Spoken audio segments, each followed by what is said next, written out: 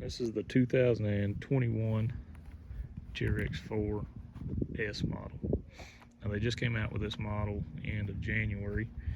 So when I was looking for side-by-sides, a four-seater side-by-side, there wasn't much information in regards to this model. I looked at the LE model, but there were some things that I just didn't like about it. And then when I came up on this, it looks as though they've corrected some of the things I didn't care about with the LE model.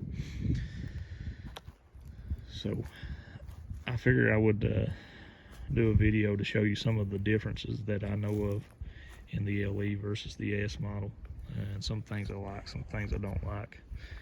This one is the, I believe, persimmon red is what it's called, and I've not seen any with this color yet, so that's why I went with the color, and I like it pretty good. Now I believe this is actually paint, so that worries me once I start getting it in the woods and things. And so far all I've done to this one is I installed the Super ATV fold-up windshield. Other than that, everything is exactly how you get it from the dealer. Now let's get into it. It comes with the 27-inch tires, Maxxis Bighorn 2.0. On the front, they're 27/9 14s, and the wheels are a 14-inch wheel with a 5.2 offset. In the rear, it's 27/11 14s on the tire, and the wheel is a 14-inch wheel with a 4.3 offset. Now, one of the biggest difference that you can tell just by looking at it versus the LE model is the stance, which is one thing I didn't care much for on the LE model, was the real narrow stance. You can see that this one's stance is a lot wider. I think it's 4 inches overall, wider up front. It's got a arched A-arms, and also in the front they have Fox 2.0 shocks, which they've always had on the LE model in the rear, but they didn't have them in the front. Now in the rear they still have the 2.0, the Fox 2.0 shocks, and it's also wider in the rear. Now I measured the ground clearance front and back, and the front ground clearance is just a little over maybe 12 inches, right at 12 inches. In the rear it was right at 13 inches, which probably is another reason that peak of that roof looks so steep, and that's also a big complaint a lot of people has, is the peak of that roof. On the rear, outside of tread, I think we measured it at 63, about a half, and in the front, outside tread to outside tread, was 63 and about 3/4. So if one of the first things I wanted to do was change the tire and wheel setup, because they just look too small for this machine. And although they're 27s, I measured them a while ago, and they actually only measure about 26 inches on the front. I didn't measure the rear. So I'm not sure what size tires I'll put on it just yet. I've read people saying that you can put 30s on the stock S model, but I'm sort of reluctant to buy 30s and not know. I know that normally the LE models will only take 28-inch tires, and that's with a lift.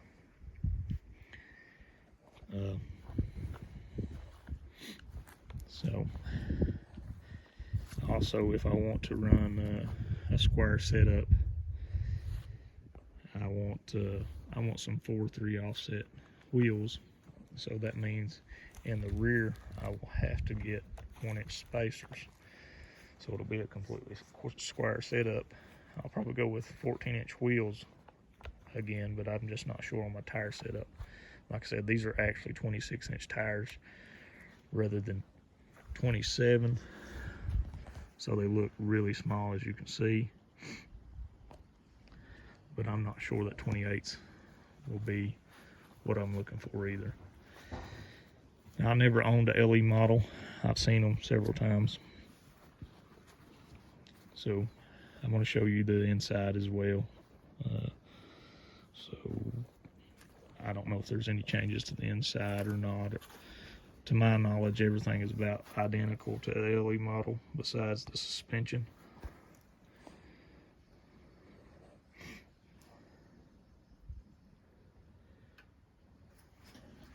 This is your inner and outer headlights, high and low. It has tilt. There's four-wheel drive and the differential lock.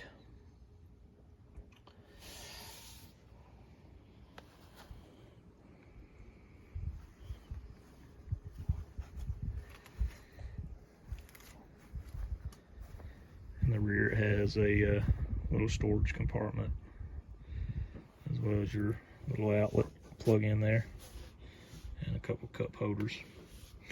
The bed size is still, I wish the bed was a little bit larger, but you can fit some pretty good stuff in there.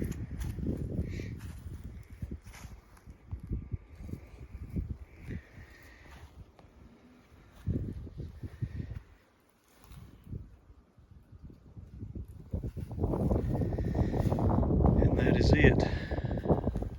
2021 S model. And well, right here's why they say that you can run 30s. This is a huge difference.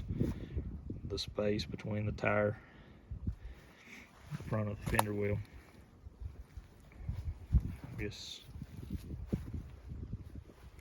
on both front and rear, there's a lot bigger space. I think the wheelbase on this is around 88, 89 inches, which is about 3 or 4 inches longer than the LE model. So in a way that I guess Kawasaki did listen to people's complaints, but I'm not sure what all they'll dislike out of this one. I know engine size is a big complaint, which is why I'm worried to run 30s with a stock clutch. Where it's under factory warranty, I can't change the clutch out till that's over with. So whatever I run, I'll be stuck with until the warranty's over. And people already say the 800 engine is a little slow. It's a good crawler. It's just not quick. It's not fast. And 30s may make it a little sluggish, even slower. It may wear the clutch pretty bad. I'm not sure what I'll get just yet, but changes are coming, and I will try to keep you updated with every change just about that I make.